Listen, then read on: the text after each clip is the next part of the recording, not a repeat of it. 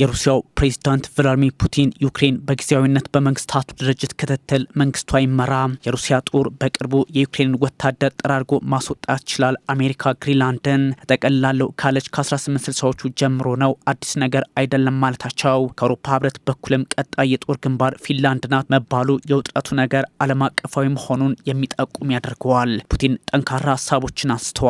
ከአሜሪካ ፖለቲከኞች ጋር በሚሰሩባቸው ጉዳዮችና ዛሬም ቢሆን ምዕራቡ እንደማይተኛላቸው ግልጽ አድርገዋል። የዩክሬን ጦርነት ያለቀ ነው በ2200 ኪሎ ሜትሮች ድንበር እንዲሁም በ1100 የውጊያ ግንባር ግስጋሴ ላይ ነን፣ ከፈለግን በቅርቡ የኪየቭን ኃይሎች ማጥፋት እንችላለን፣ ድል ቀርቧልም ብለዋል ፕሬዝዳንት ቭላድሚር ፑቲን። ከዚህ ባሻገርም በዩክሬን ያለው መንግስት ምርጫ ያላረገ ህገ ወጥ ነው በሚል የወቀሱ ሲሆን ግንቦት ላይ የተጠናቀቀው የዘለንስኪ ፕሬዝዳንትነት በመነሳት ይጠናቀቅ ብለዋል። ይህ ደግሞ የሰላም ስምምነቱ ሂደት ነው ማለታቸው እጅጉን አሳሳቢ ያደርገዋል። በዛ ላይ ድርድሩ ሰሜን ኮሪያና ብሪክስን መቀላቀል አለበት ፑቲን ማለታቸው አግባብ ባለው መንገድ ፑቲን ስራቸውን እየሰሩ መሆኑን ይጠቁማል። በዚህ ድርድር ላይ ሰሜን ኮሪያና አሜሪካ እንዲሁም አውሮፓ ህብረት አንድ ላይ እንደማይቀመጡ እያወቁ ፑቲን ያደረጉት ነው በሚል ትችት ተሰንዝሮባቸዋል። እርግጥ ፖለቲካዊ አካሄዳቸው እንደሆነ ሳይታለም የተፈታ ነው። ራሳቸው ፑቲን የክሬምሊን ዙፋን እድሜ ልክ በሚመስል እንዳልተቆጣጠሩት ይህን ማለታቸው ያው ህገ መንግስቱን አሻሽዬ ነው ለሩሲያ መቆየት ይጠቅማል ብዬ ነው ካላሉ በስተቀር ያን ያህል በምርጫ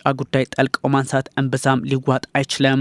ለዲሞክራሲ ግንዛቤ አቀንቃኞችም የመንግስታቱ ድርጅትና ሌሎች ሀገራት የሚቆጣጠሩት ጊዜያዊ መንግስት እንዲመሰረት መድረኩን ለንግግር ክፍት ያደረገ ውጥናቸውን አስቀምጠዋል። ይህ ደግሞ ከአሜሪካና ከሩሲያ ጋር ድርድር ላይ ያሉትን ዘለንስኪን ከስልጣን የማንሳት እቅድ የማይተውት ፖሊሲያቸው እንደሆነ ፍንጭ ይሰጣል። በዲፕሎማሲም በጦር ሜዳም አለፍ ሲልም በድርድር ስም ዘለንስኪን ማንሳት ፑቲን እድሉን እንዳገኙም እየተነገረላቸው ነው። አዲስ መሪ ነገ ከነገ ወዲያ እስካልመጣ ድረስ ሰላም ከዩክሬን ጋር ለማውረድ ምልክቱ እየታየኝ እንኳን አይደለም ብለዋል ፕሬዝዳንቱ።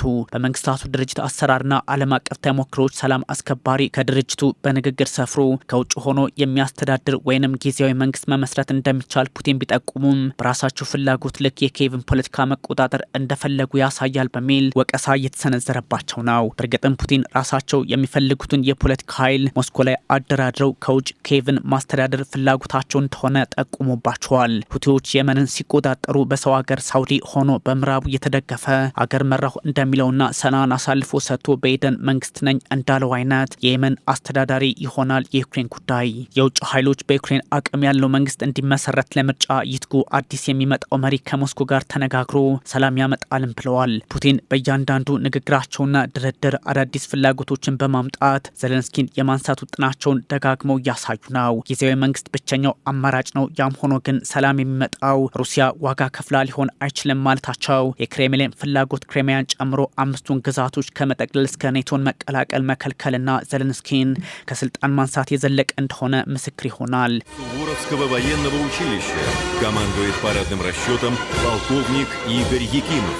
В этом году училище отмечает 80 кавалера ордена мужества. አሜሪካ በሳውዲ አረቢያ ውስን የተኩስ አቁም ስምምነት በሩሲያና በዩክሬን መካከል አድርጋለች ቢባልም ዛሬም በጥቁር ባህርና በኢነርጂ መሰረተ ልማቶች እርስ በርስ ከስምምነት ውጭ ጥቃት ውስጥ ገብተዋል። ይህ ሁሉ ውጥንቅጥና የፑቲን የበዛ ጂኦፖለቲካዊ ፍላጎት እየሰፋ ባለበት ሰዓት በዛ ላይ ዶናልድ ትራምፕ ካለፉት የአሜሪካ ፖለቲከኞች አቋም ባፈነገጠ መልኩ ዋይት ሀውስ ከክሬምሊን ጋር እንደሚሰራ ማሳወቃቸው ለሞስኮ ብርታት በሆነበት ሰዓት የግሪንላንድን ጉዳይ ታሪካዊ መሰረት ማስያዛቸው ፑቲን የርዕዮት መመሳሰል በፑቲንና በትራምፕ መካከል እንዲሉ ያደርጋል።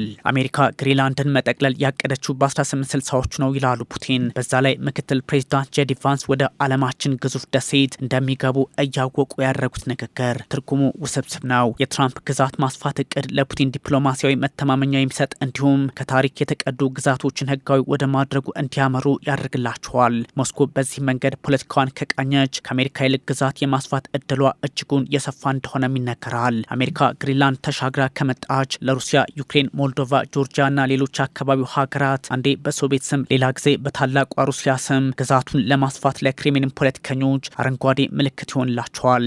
ግሪንላንድን መጠቅለል የአሜሪካ ከክፍለ ዘመን የተሻገረ ፍላጎት እንጂ ያሁን አይደለም በሚል ታሪካዊ ሽፋን ለትራምፕ የሰጡ ይመስል ፑቲን ጉዳዩ ግን በጥብቅ መወሰድ አለበት ይላሉ።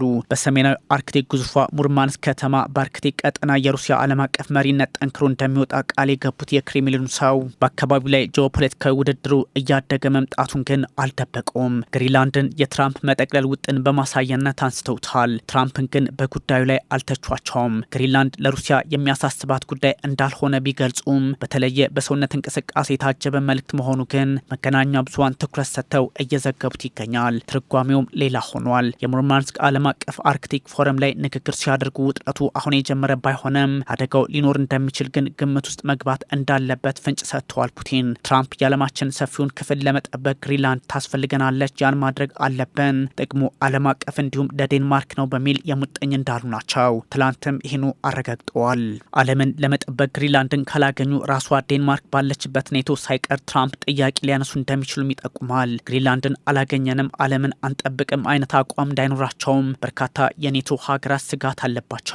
ዓለምን እንጠብቅ ባልን ግሪንላንድን ተከለከልን የትራምፕ ከዓለም አቀፉ ጥምረቶች የመውጫ አንደኛው መንገዳቸው ሊሆን እንደሚችልም ይገመታል። ከህብረት ይልቅ የተናጠል ዲፕሎማሲን መከተልን የሚመርጡት ትራምፕ ሞስኮ ጋር ግንኙነት የማደስ ስራ ላይ ናቸው።